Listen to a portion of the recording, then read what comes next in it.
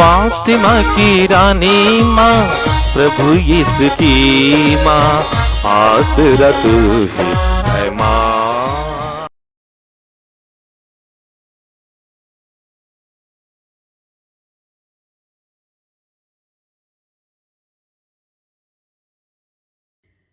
पहला पाठ नबी सपनिया का ग्रंथ, अध्याय 3, पद संख्याएं 14 से 18 तक। हे सियोन की पुत्री, आनंद का गीत गा। हे इस्राएल, जयकार करो। हे यरूशलेम की पुत्री, सारे हृदय से आनंद मना। प्रभु ने तेरा दंड आदेश रद्द किया और तेरे शत्रुओं को भगा दिया है।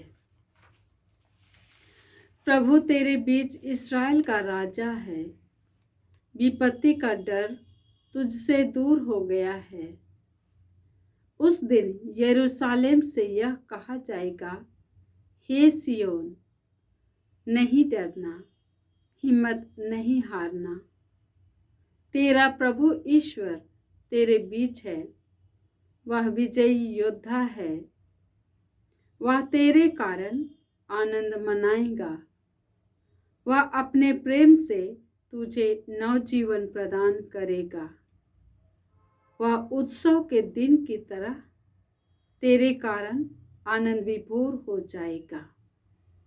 प्रभु की वाणी। ईश्वर को धन्यवाद। भजन अनुवाक्य। प्रफुल्लित होकर आनंद के गीत गाओ। तुम्हारे बीच रहने वाला इस्राएल का परम पावन ईश्वर महान है। प्रफुल्लित होकर आनंद के गीत गाओ। तुम्हारे बीच रहने वाला इस्राएल का परम पावन ईश्वर महान है। ईश्वर मेरा उद्धार करेगा, वही मेरा भरोसा है। अब मैं नहीं डरूंगा, क्योंकि प्रभु मेरा बल है और मेरे गीत का विषय। वही मेरा उद्धार करेगा। तुम आनंदित होकर मुक्ति के स्रोत में से जल भरोगे। अनुवाक्य। प्रफुल्लित होकर आनंद के गीत गाओ। तुम्हारे बीच रहने वाला इस्राएल का परम पावन ईश्वर महान है। प्रफुल्लित होकर आनंद के गीत गाओ। तुम्हारे बीच रहने वाला इस्राएल का परम पावन ईश्वर महान है। प्रभु का धन्यवाद करो, उसकी दुहाई दो। राष्ट्रों में उसके महान कार्यों का बखान करो, उसके नाम की महिमा गाओ। अनुवाक्य। प्रफुल्लित होकर आनंद के गीत गाओ। तुम्हारे बीच रहने वाला इस्राएल का परम पावन ईश्वर महान है। प्रफुल्लित होकर आनंद के गीत गाओ। तुम्हारे बीच रहने वाला इस्राएल का परम पावन ईश्वर महान है। दूसरा पाठ फिलिपियों के नाम संत पौलुस का पत्र, अध्याय 4, पद संख्याएं 4 से 7। प्रभु में हर समय खुश रहिए। मैं फिर कहता हूँ, खुश रहिए।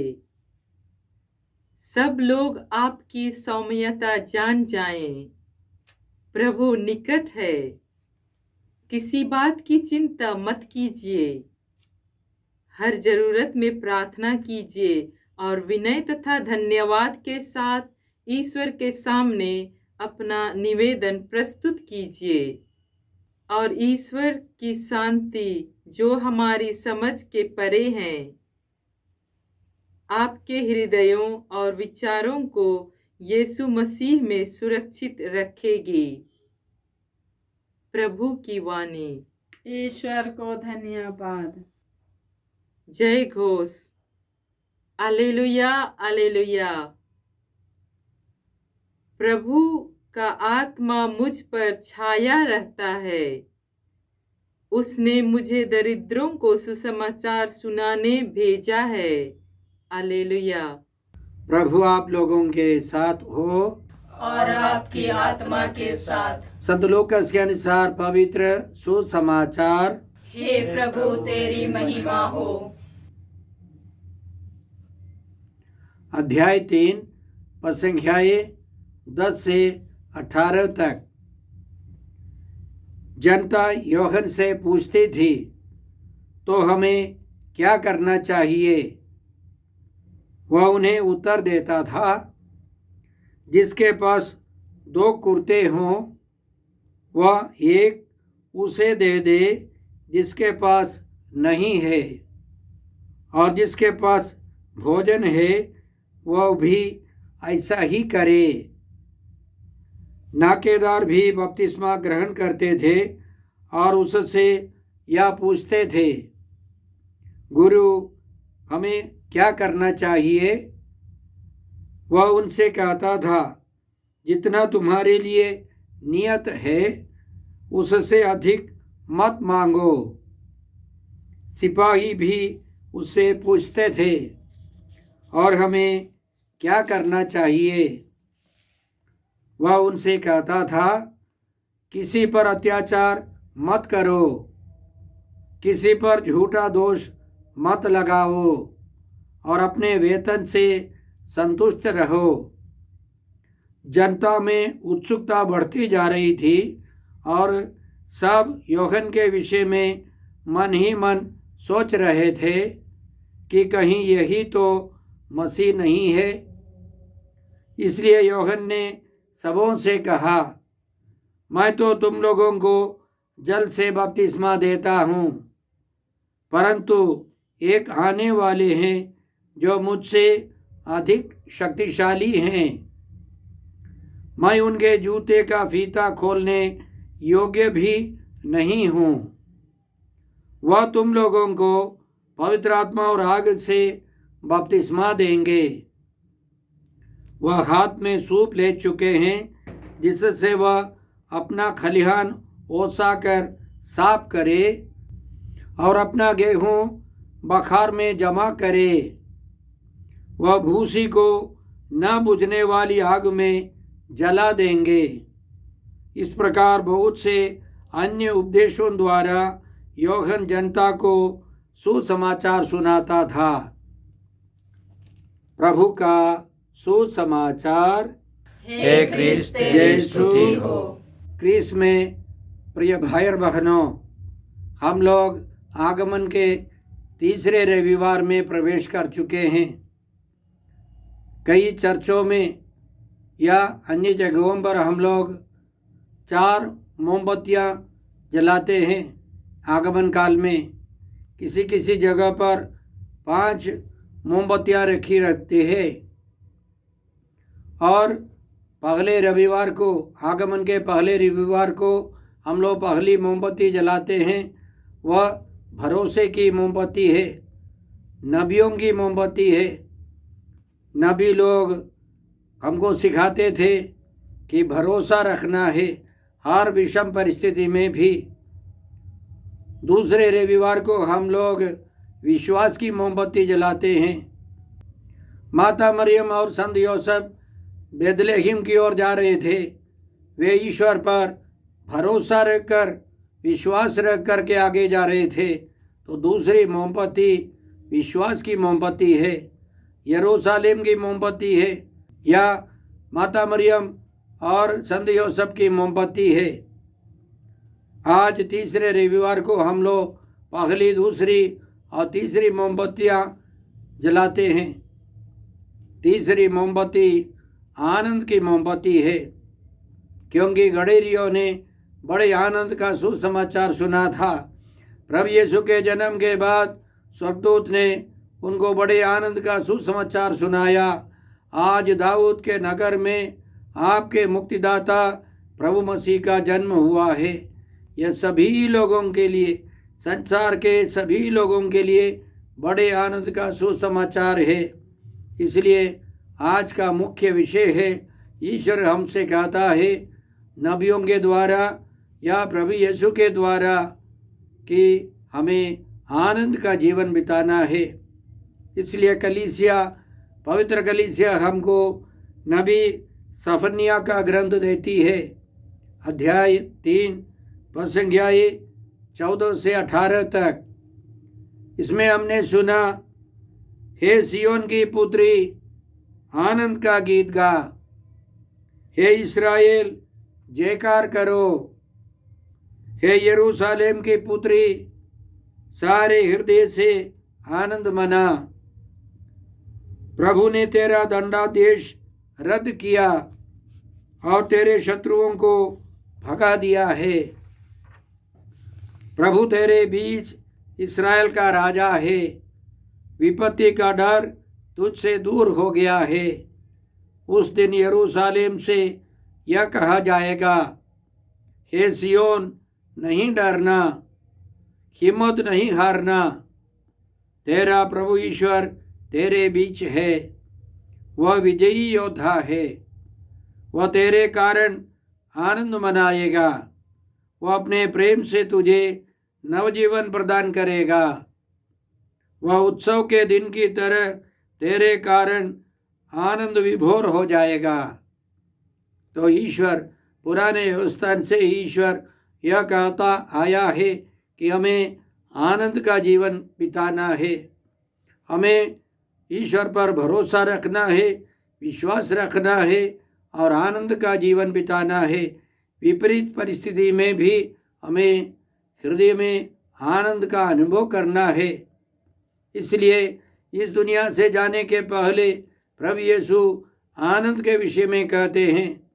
संत यूहन्ना के सुसमाचार अध्याय 14 में प्रभु यीशु इस प्रकार कहते हैं, मैंने तुम लोगों से यह इसलिए कहा है कि तुम मेरे आनंद के भागी बनो और तुम्हारा आनंद परिपूर्ण हो। यीशु चाहते हैं कि हम यीशु के समान, उनके समान परिपूर्ण आनंद का भागी बने। परिपूर्ण आनंद ईश्वर की योजना है, ईश्वर की इच्छा है। लेकिन हम जानते हैं बहुत सारे लोग आनंद का अनुभव नहीं करते हैं। वे ईश्वर पर भरोसा नहीं रखते हैं, विश्वास नहीं रखते हैं और नतीजा यह है कि उनके हृदय में आनंद नहीं है। वे दूसरों पर दोष लगाते हैं, दूसरों के कारण मेरे जीवन में आनंद नहीं है। लेकिन सूक्ति ग्रंथ अध्याय 18 में पद संख्या 21 में हम लोग इस प्रकार पढ़ते हैं, जीवन और मृत्यु दोनों मनुष्य की जिह्वा के अधीन है, उसका सदुपयोग करो और तुम्हें उसका फल प्राप्त होगा। यदि हम चाहते हैं तो हम लोग आनंद का जीवन बिता सकते हैं। ईश्वर की योजना है, प्रभु यीशु चाहते हैं, लेकिन बहुत सारे लोग भीतर फैसला करते हैं कि हम आनंद का जीवन अनुभव नहीं करेंगे। हम ईश्वर की इच्छा के अनुसार आनंद का अनुभव करना नहीं चाहते हैं। हम ईश्वर से जुड़े रहेंगे तो पवित्र आत्मा हमको फल आनंद देता है। पवित्र आत्मा का फल है आनंद, प्रेम, शांति, ये सब। इसलिए हम फैसला करें, पवित्र आत्मा से जुड़े रहें, पवित्र आत्मा से आनंद का वरदान व फल मांगे तो हम हमेशा आनंद का जीवन बिता सकेंगे। आज का भजन भी आनंद के विषय में है। यशायाह नबी के ग्रंथ अध्याय 12 पद संख्या 2 से 6 तक। इसमें हमने इस प्रकार सुना, ईश्वर मेरा उद्धार करेगा, वही मेरा भरोसा है, अब मैं नहीं डरूंगा, क्योंकि प्रभु मेरा बल है और मेरे गीत का विषय, वही मेरा उद्धार करेगा। तुम आनंदित होकर मुक्ति के स्रोत में से जल भरोगे। प्रभु का धन्यवाद करो, उसकी दुहाई दो, राष्ट्रों में उसके महान कार्यों का बखान करो, उसके नाम की महिमा गाओ। तो यदि हम हमेशा ईश्वर के प्रति आभारी रहकर ईश्वर को धन्यवाद देंगे, ईश्वर की स्तुति करेंगे और ईश्वर से प्रार्थना करेंगे, ईश्वर के महान कार्यों का बखान करेंगे, तो पवित्र आत्मा हमारे हृदय में आनंद से भर देंगे। बाइबल पंडितों के अनुसार संत पौलुस जेल से यह पत्र लिख रहे थे। कठिन परिस्थिति में भी, विषम परिस्थिति में भी संत पौलुस हमेशा प्रभु में आनंद मनाते थे। वे हमको यही सिखाते हैं कि निरंतर प्रार्थना करनी चाहिए, प्रभु को धन्यवाद देना है, धन्यवाद की भावना से हमारे निवेदनों को प्रभु के सामने प्रस्तुत करना है, तो प्रभु हमको न केवल आनंद से भर देंगे बल्कि शांति से भी भर देंगे। एफेसियों के नाम पत्र में संत पौलुस हमको समझाते हैं, मसीह ही हमारी शांति है, मसीह हमारे दिल में निवास करेंगे। संत यूहन्ना के सुसमाचार अध्याय 16 के अंतिम में प्रभु यीशु हमको इसी तरह समझाते हैं, मैंने तुम लोगों से यह सब इसलिए कहा है कि तुम मुझ में शांति प्राप्त कर सको, तुम मुझ में शांति प्राप्त कर सको। संसार में तुम्हें क्लेश सहना पड़ेगा, परंतु ढारस रखो, मैंने संसार पर विजय पाई है। प्रभु यीशु के वचनों से हम शांति पाते हैं। प्रभु यीशु शांति के राजा हैं। इसकी भविष्यवाणी हुई थी। यशायाह नबी ने 700 साल, यीशु के आने के 700 साल पहले हमको समझाया था, यीशु शांति के राजा हैं, वे हमको शांति देना चाहते हैं। आज के सुसमाचार में हमने सुना कि संत यूहन्ना लोगों को समझा रहे थे कि हमको उदार बनना है, हर एक व्यक्ति को दूसरों के बारे में सोचना है, उनकी सहायता करनी है। उनका कहना है, जिसके पास 2 कुर्ते हो तो वह एक उसे दे दे जिसके पास नहीं है, और हमें इसी तरह भोजन को भी बांटना है, हमें उदार बनना है। हम जानते हैं आगमन काल में और 40 काल में हम लोग कुछ बचाकर गरीबों को दान देते हैं। यह एक पुण्य कार्य है, हमें ऐसा करना है। दूसरों के प्रति सहानुभूति रखनी है। उन्होंने नाकेदारों को समझाया है कि जितना तुम्हारे लिए नियत है उतना ही लेना है, लालच नहीं करना है। और सिपाहियों को भी इसी तरह वे समझाते थे कि किसी पर अत्याचार नहीं करना है, झूठा दोष नहीं लगाना है और अपने वेतन से संतुष्ट रहना है, लालच नहीं करना है। इसी तरह हमारे जीवन में भी यदि हम आनंद का, शांति का जीवन चाहते हैं तो हम एक दूसरे के प्रति सहानुभूति रखें, उनकी सेवा करें, सामाजिक न्याय का पालन करें, तभी हमारे जीवन में शांति आएगी, आनंद आएगा। आज के सुसमाचार के द्वारा संत यूहन्ना ने यह भी समझाया कि वे एक तैयारी के लिए आए हैं। वास्तव में समूल परिवर्तन लाने वाले प्रभु यीशु हैं। प्रभु यीशु हमको पवित्र आत्मा देकर ईश्वर की संतान बनाने के लिए आए हैं। वे हमारे लिए दुख सहकर, मरकर, जी उठकर पवित्र आत्मा देंगे। सभी लोगों को पवित्र आत्मा का अभिषेक मिलेगा। पवित्र आत्मा की शक्ति से ही सभी लोग ईश्वर की संतान बन सकते हैं। साथ साथ संत यूहन्ना ने यह भी समझाया कि प्रभु यीशु न्यायकर्ता भी है। प्रभु यीशु ने अपने बारे में इसी प्रकार समझाया। संत यूहन्ना के सुसमाचार अध्याय 5 पद संख्या 22 और 23 में, पिता किसी का न्याय नहीं करता, उसने न्याय करने का पूरा अधिकार पुत्र को दे दिया है, जिससे सब लोग जिस प्रकार पिता का आदर करते हैं उसी प्रकार पुत्र का भी आदर करें। न्याय करने वाले यीशु हैं। संतमती के सुसमाचार अध्याय 25 में प्रभु यीशु ने साफ साफ समझाया कि इस दुनिया के अंतिम में यीशु मानव पुत्र के रूप में, राजा के रूप में आएंगे और धर्मी अनंत जीवन में प्रवेश करेंगे। वे धर्मी अनंत दंड भोगने जाएंगे। इसलिए संत यूहन्ना बपतिस्ता ने लोगों को समझाया। वह हाथ में सूप ले चुके हैं जिससे वह अपना खलिहान ओसाकर साफ करे और अपना गेहूं बखार में जमा करे और भूसी को न बुझने वाली आग में जला देंगे। सुनने वाले अच्छी तरह समझ सकते थे, क्योंकि स्तोत्र 1 के अंतिम में स्तोत्रकार इसी तरह कहता है, दुष्ट जन ऐसे नहीं होते, वे पवन द्वारा छितराई भूसी के सदृश हैं। न्याय के दिन दुष्ट नहीं टिकेंगे। पापियों को धर्मियों की सभा में स्थान नहीं मिलेगा, क्योंकि प्रभु धर्मियों के मार्ग की रक्षा करता है, किंतु दुष्टों का मार्ग विनाश की ओर ले जाता है।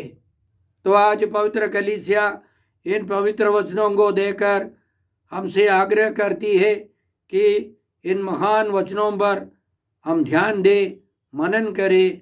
अनंत जीवन के लिए प्रभु यीशु के साथ अनंत प्रेम, आनंद और शांति का अनुभव करने के लिए हमें तैयार रहना है, प्रयास करना है। आइए हम प्रार्थना करते हैं। हे अब्बा पिता, हे प्रभु यीशु, हे पवित्र आत्मा ईश्वर, आज के सब पवित्र वचनों के लिए हम तुझे धन्यवाद देते हैं और प्रार्थना करते हैं कि हम सब दूसरों की सहायता कर, न्याय का पालन कर, निरंतर प्रार्थना कर, ईश्वर को धन्यवाद देकर आनंद का जीवन बिता सके, शांति का जीवन बिता सके और संसार भर में जितने सारे लोग अशांत है, दुखी है, उन सबों को भी प्रेम, आनंद और शांति से भर दे। हम यह प्रार्थना करते हैं प्रभु क्रिस्त के द्वारा। हमारे प्रभु यीशु क्रिस्त की कृपा, ईश्वर का प्रेम और पवित्र आत्मा का साहचर्य आप सबों को प्राप्त हो। आमीन।